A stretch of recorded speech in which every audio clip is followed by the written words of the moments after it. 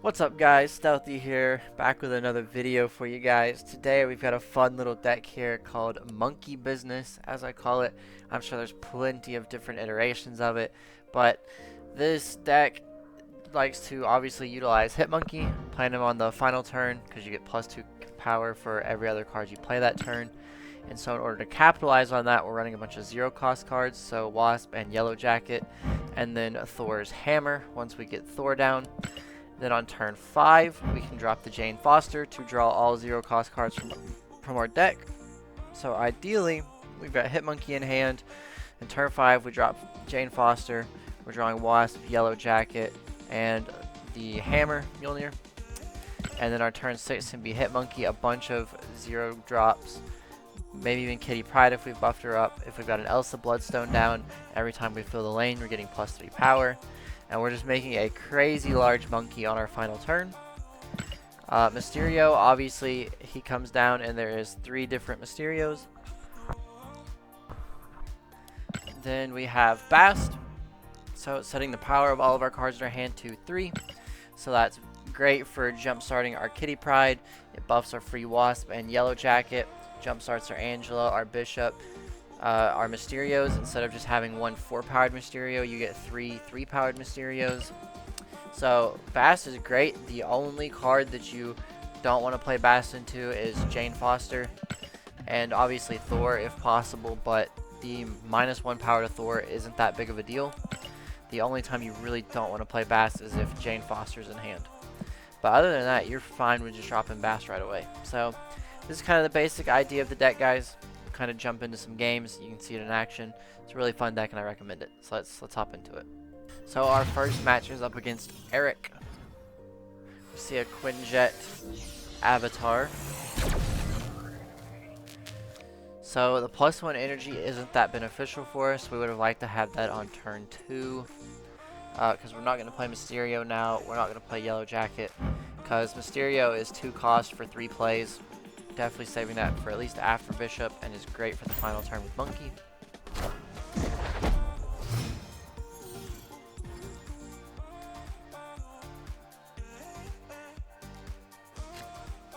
So Kitty Pryde is a fine draw. We're going to go ahead and drop her down.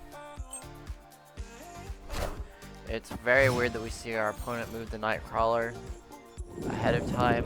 If I had to bet, we're going to see potentially a Miles Morales. There's really no other reason to prematurely move this, and there's no reason to prematurely move it into New York. We're gonna go ahead and drop the Bishop so we can start scaling him. Drawing the Elsa Bloodstone is nice. We'd still like to draw into Monkey and maybe even Jane Foster. So we got Jane Foster. So because we got Jane Foster, we have to play down Thor this turn. And then we're just going to go ahead and drop Kitty. We're fine with putting Thor in the left lane because New York is going to make things very interesting. Being able to shift cards around.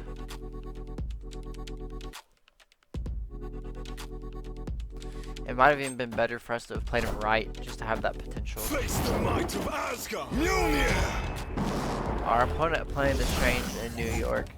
Very odd. This is probably a bot to some extent. Drawing the Mjolnir is a terrible draw for us. I still think it's just a Jane Foster though, and we go ahead and snap on this. Don't really know what our opponent is doing.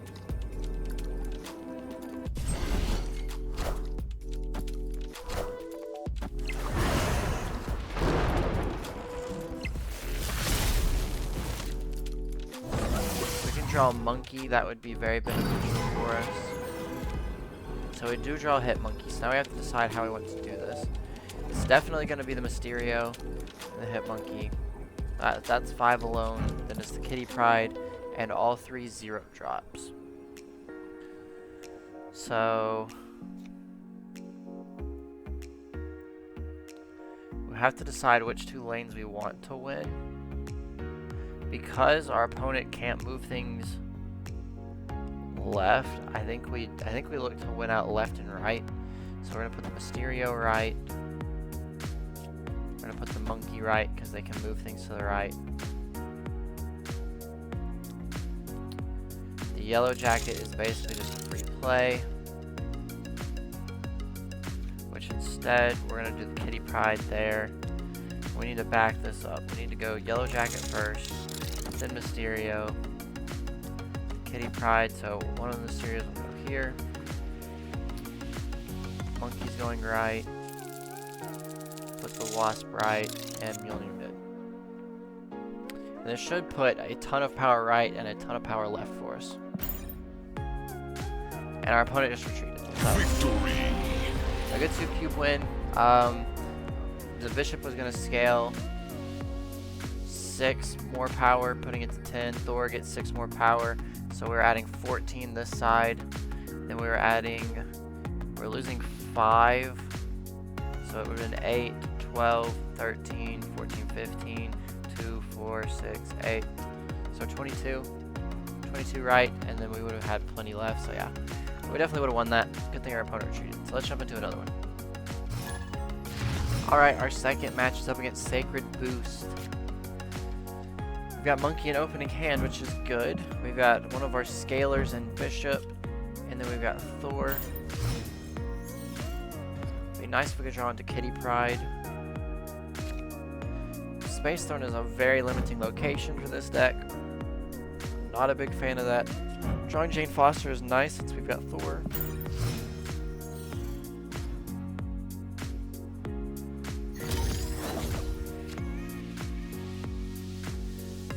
So with this in mind, we're going to go Bishop. I think we're actually going to go Bishop left, and I think we're going to plan for Monkey mid on our final turn to try and win that. So we just got to make sure we're saving enough room. So we're going to go Thor and Kitty Pride. Thor, well, it'll be Thor and Jane Foster will be down. Leaving 1, 2, 3, 4, 5. Yeah. Hit Monkey's definitely got to go mid for the final turn.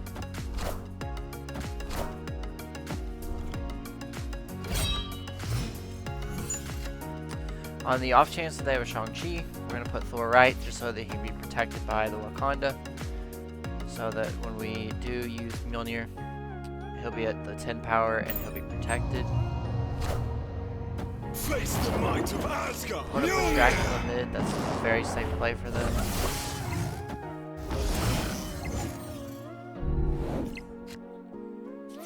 We're gonna go Jane Foster left. Continue just to hold. So really all she's drawing for us is Mjolnir. That's fine.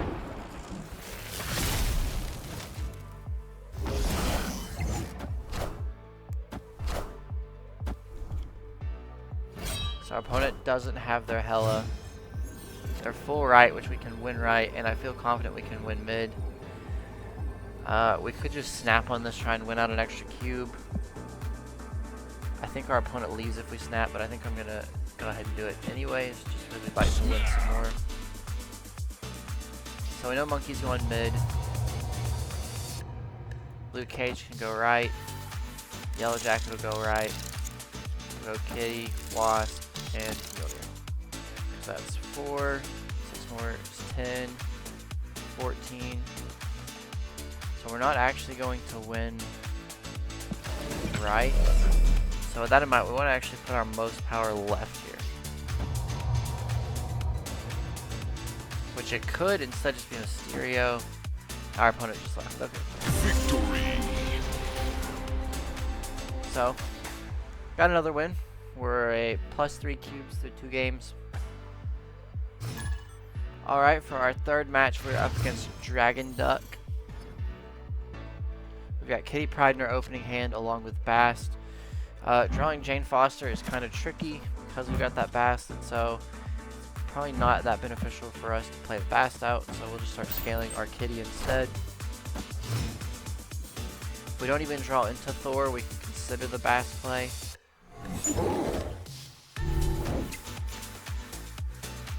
Bishop is nice. It's a big power reduction on our Jane Foster, and we're probably going to end up playing her anyways, so I think we just hold out and keep playing out the Kitty Pride for now. Yeah, so drawing into Thor, it's a good thing we held out on our Bast. We're definitely going to go Bishop here, and then we're going to go Thor, probably in the left lane with Kitty in the right to get the on maze buff.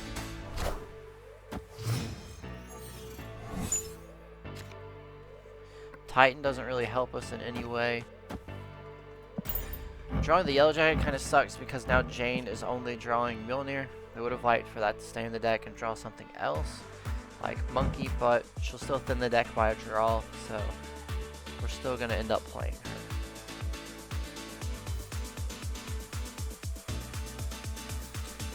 We would really like to draw Mysterio and then Monkey out of our 5. Face the might of Asgard. Cage. Monkey's our big one that we really want to draw.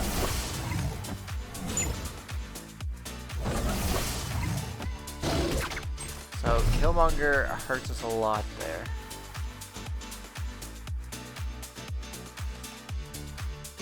I think we go Jane left. We're gonna look to win left and mid at this point.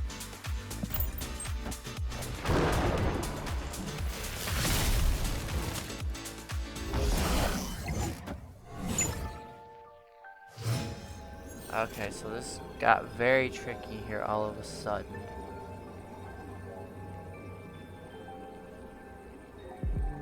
So we could see something like a Carnage come down left with a Venom mid, which would make winning mid very difficult for us. Especially since we didn't draw into Monkey. We don't have a whole lot of power to really put out. Let's see what we can work with though.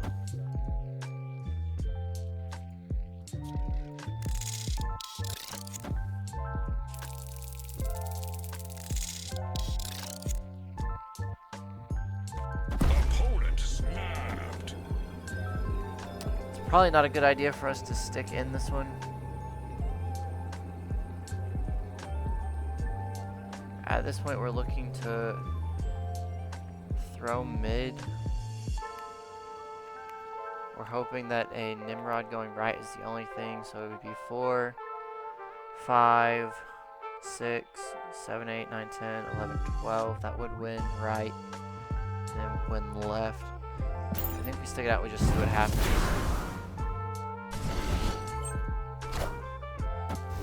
I can almost guarantee, and we completely miscalculated the Nimrod's moving, so we lost this. But this is Carnage, and this is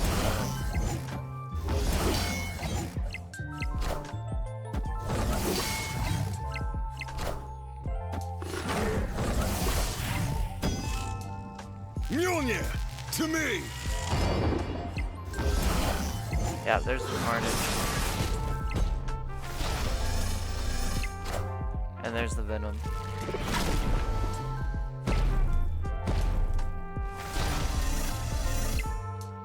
Which we actually tied mid, lost by 4, lost by 6. So we almost had this. If we had actually put this Mysterio mid, then we would have won this. So just a slight misplay on our part. I completely forgot about the second Nimrod, and if I had thought about the second Nimrod, then I would have put the Mysterio mid. So that was on me. Completely forgot about the second Nimrod coming right. I was expecting it to just be the 9, which we had that locked down, but that's okay. We'll jump into one final match for you guys, and we'll see what happens.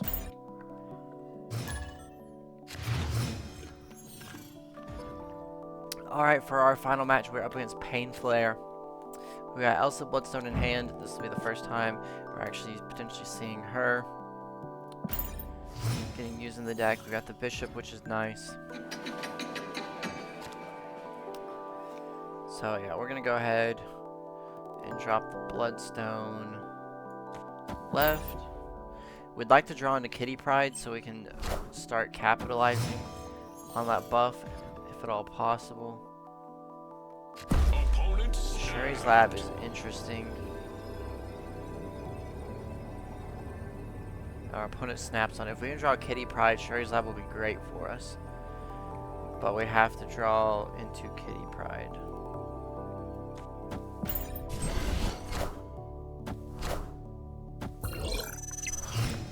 Alright, so our opponent is a Shuri deck, which is going to be a big nuisance for us.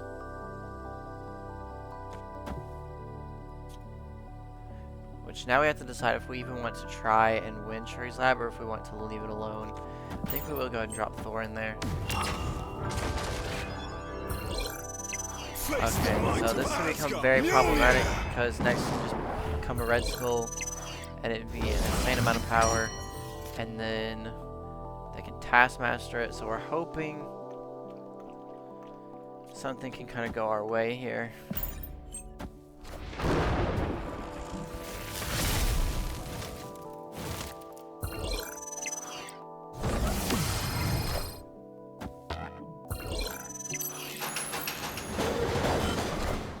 We're okay with the Bash coming down. Okay, so drawing into Monkey is actually really big for us. So we go Mysterio, this puts one in each lane. And then we go Monkey.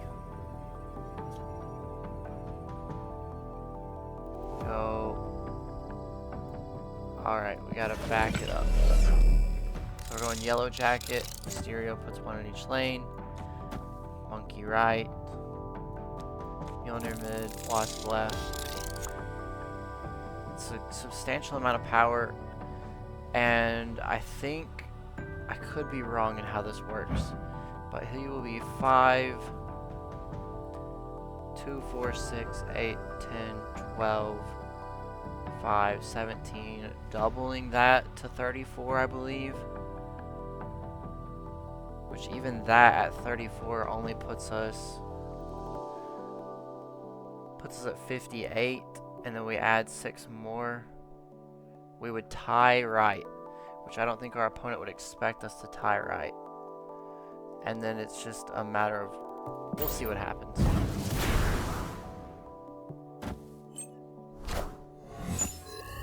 I also forgot about the 3 power from the Mysterio.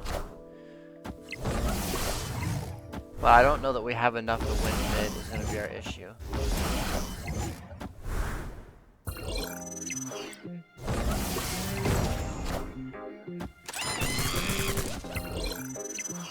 So we do tie right. We actually win outright, but we're 1 power short mid. We're definitely not enough. That was really close. There wasn't really a play that we could have done any differently. I guess we could have instead put the Wasp mid over the Mysterio. No, that wouldn't have mattered because it would have been 3 power. So I don't know if there was a way that we won this. We were just 1 power short though. Really 2 power, I guess, because we would have had to win this lane because that differential is a lot bigger than that. But obviously we should have left this. I said it before, we should have left it, but just for the content purposes, I wanted to stick in and see what kind of power we can produce. And as you can see, we outproduced a Shuri deck in Shuri's lab, doubling a Red Skull twice. So we have a 34 powered Hit Monkey, so it is possible to generate some insane amounts of power. I mean, our Bishop is up to 10 alone in a lane. I mean, we got the Mjolnir Hammer, which is a 0-0 up to a 0-6 at this point through the Elsa Bloodstone and the Bast. So if it wasn't a Shuri's Lab and our opponent just absolutely high rolling with the Red Skull and then having the Taskmaster to follow it up, we could have easily have won this against just about any other deck. So I kind of just stuck this out just so you guys can kind of see the power that this deck can produce. Obviously, we knew in this situation we should have left and it wasn't even worth sticking around, but I wanted to show you the potential that the deck has, so for other matchups and things, you guys know what to look for. And if they didn't have Shuri's Lab, we could have easily have won this matchup too. So I hope you guys enjoyed the video. If you did, please leave a like, subscribe, hit that bell icon so that you can get notified when I make these videos. And yeah, I'll catch you guys in the next one. Thanks for watching.